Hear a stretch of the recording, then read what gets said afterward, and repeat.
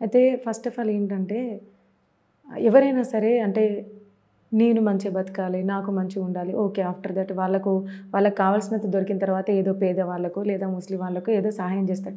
But వీళ్ళ గురించి ఆలోచించడం అనేది నిజంగా చాలా గ్రేట్ అండి. అంటే వాళ్ళకు కావాల్సినటువంటి సహాయ సహకారాలు మీరు అందించడానికి వాళ్ళ గురించి ఎవరు పట్టించుకోరు.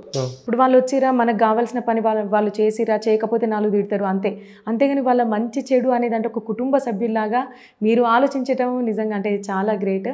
అయితే మీరు ఇప్పటివరకు అంటే ఇన్ని సంవత్సరాల అనుభవం ఉంది కదా, అంటే మీ తరాలు కూడా వీళ్ళ కోసం కృషి చేసిరు అన్నారు కదా, అంటే ఎటువంటి సిచ్యువేషన్ మీకు బాగా బాధ అనిపించింది? అంటే ఇప్పుడు మన వాళ్ళు గల్ఫ్ దేశాలకు వెళ్ళిన వాళ్ళైనా లేదా పొరుగు రాష్ట్రాల నుంచి మన దేశాన్ని అంటే మన రాష్ట్రానికి వచ్చిన వాళ్ళు ఉన్నారు కదా, వాళ్ళు పడ్డ ఇబ్బంది అంటే పూర్తిగా మిమ్మల్ని కదిలించిన సంఘటన ఏదైనా ఉందా? ఎస్ మేడం, ఉంది. ఒడిషా నుంచి మనకు తెలంగాణకు వచ్చినటువంటి ఒక మహిళా కార్మికురాలు, వాళ్ళకి అప్పుడే పెళ్ళయింది.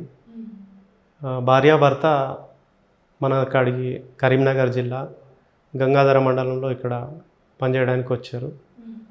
నేను అప్పుడు టాటా ట్రస్ట్లో ప్రోగ్రామ్ మేనేజర్గా ఉన్నా కరీంనగర్ హెడ్ క్వార్టర్లో.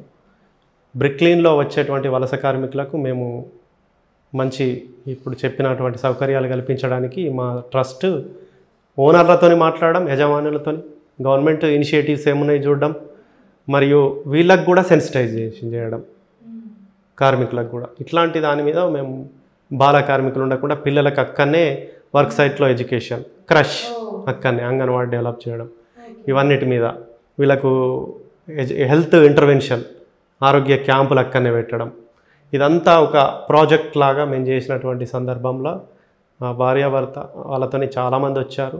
వీళ్ళు ఆమెకు పెయిన్ రావడం, ఆమెకు ఒక సర్జరీ అవసరం అవడం చిన్నది, ఇవన్నీ గురించి మేమే హాస్పిటల్లో మా కుటుంబ సభ్యులాగా ఆమెను తీసుకొని వాళ్ళ హస్బెండ్ని తీసుకొని హాస్పిటలైజేషన్ చేయడం కరీంనగర్లో. గవర్నమెంట్లో అందుతుందో అందదో మీకు తొందరగా ట్రీట్మెంట్ అని చెప్పి మా ప్రాజెక్ట్ హెడ్స్ ప్రైవేట్ హాస్పిటల్ వెళ్ళండి అంటే అక్కడికి వెళ్ళి ఆమెను రాత్రి అంతా మేము కూడా మా ప్రాజెక్ట్ కోఆర్డినేటర్ భువనేశ్వర్ ఒడిషా నుంచి ఇచ్చిన ఇన్స్ట్రక్షన్స్ ప్రకారం మేమే కూడా ఒక కుటుంబ సభ్యుల్లాగా ఆమెకు సర్జరీ అయ్యి ట్రీట్మెంట్ అయ్యే వరకు 1 వీక్ వరకు క్లోజ్గా మానిటర్ చేసి మళ్ళీ వాళ్ళకు రీహాబిలిటేషన్ చేసినాం. గ్రేట్ అండి. ఎందుకంటే ఇవాళ రేపు సొంత కుటుంబ సభ్యుల్ని ఎవరు పట్టించుకుంటలేరు, తప్పించుకొని తిరుగుతున్నారు ఎక్కడ సహాయం అడుగుతారు అని. కానీ మీకు సంబంధం లేదు, మన తెలుగు వాళ్ళు కాదు, ఏది కాకపోయినా మీ తోటి ఆడపడుచు అని అనుకొని మీరు నిజంగా ఇంత చక్కగా సహాయం చేయడం అనేది చాలా గ్రేట్ అండి అసలు. ఫస్ట్ అంటే ఇప్పుడు మళ్ళీ అంటే ఫ్యూచర్లో ఇంకెటువంటి వసతులు కావాలి అంటే వాళ్ళ కోసం మీరు ఇంకేం చేయబోతున్నారు, ఇంకెటువంటివి కావాలి, గవర్నమెంట్ నుంచి ఎటువంటి సపోర్ట్ అవి కావాలి మీకు?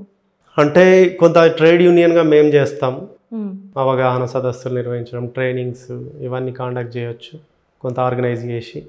కానీ ఎంత చేసినా మై లిమిటేషన్స్ ఉంటాయి, కొంత ఫండ్స్ వనరులు ఉండవు, మాకు హ్యూమన్ రిసోర్సెస్ ఉండవు. కానీ గవర్నమెంట్ చేయాల్సింది ఎంతో ఉంది ఇలాంటి అసంఘటిత రంగ కార్మికులకు. ఇప్పుడు మీరే ఉన్నారు వర్క్ ప్లేస్లో, శరణ్య రెడ్డి గారు ఉన్నారు, స్రవంతి గారు ఉన్నారు. మీకు వర్క్ ప్లేస్ మంచిగా ఉంటేనే మీరు ఇక్కడ వచ్చి ఒక 8 hours పని చేసుకొని ఇంటికి వెళ్తారు ఫ్యామిలీతో. మరి ఇక్కడనే మనకు వసతులు, ఒక వాష్రూమ్స్ అండ్ వర్క్ ప్లేస్ నీట్గా లేకపోవడం, మనతో అసోసియేట్ అయిన వాళ్ళు మనకు సరిగా కోఆపరేట్ చేయకపోవడం, మన బాస్ మనతో సరిగా వ్యవహరించకపోవడం, ఇట్లాంటి ఇష్యూస్ చిన్న మైన్యూట్ లెవెల్లో కూడా మనం తీసుకున్నట్లయితే మనకు ఆరోగ్యం గురించి కూడా మనకు ఆఫీసు ఒక లీవ్లు ఇవ్వకపోవడం, ఇట్లాంటిది హరాస్మెంట్ అనేది నో టాలరెన్స్ అనేది మాకు ఇప్పుడు BWI ఇటీవల జరిగిన సదస్సులో చెప్పారు. అంటే వీటి వల్ల కూడా మన ప్రొడక్టివిటీ తగ్గుతుంది, వీటి వల్ల కూడా మన యొక్క ఇన్కమ్ లెవెల్స్ తగ్గడం, మన యొక్క పనితీరు తగ్గిపోయి వ్యతిరేకమైనటువంటి రిజల్ట్స్ రావడం మన ప్రాజెక్ట్స్లో వర్క్లో. కాబట్టి వీటికి కూడా మనం అసంఘటిత రంగంలో చూసుకున్నట్లయితే ఇది ఇప్పుడు మీరు ఒక ఆఫీస్లో వర్క్ చేస్తారు, ఇదే ఒక బ్రిక్లీన్లో చూసినట్లయితే, ఇదే ఒక కన్స్ట్రక్షన్ సైట్లో చూసినట్లయితే వాళ్ళకు ఇంకా ఎక్కువ హరాస్మెంట్స్ ఉన్నాయి మేడం.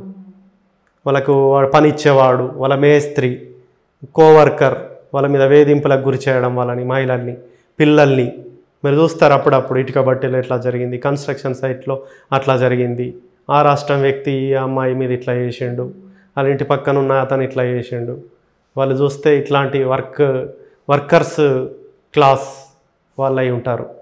మరి వీళ్ళ మీద జరుగుతున్నటువంటి ఎవరు నివారించాలి? ఇప్పుడు మహిళా సంఘాలు ఉన్నాయి, కార్మిక సంఘాలు ఉన్నాయి, ప్రభుత్వ సంస్థలు ఉన్నాయి, స్వచ్ఛంద సంస్థలు ఉన్నాయి.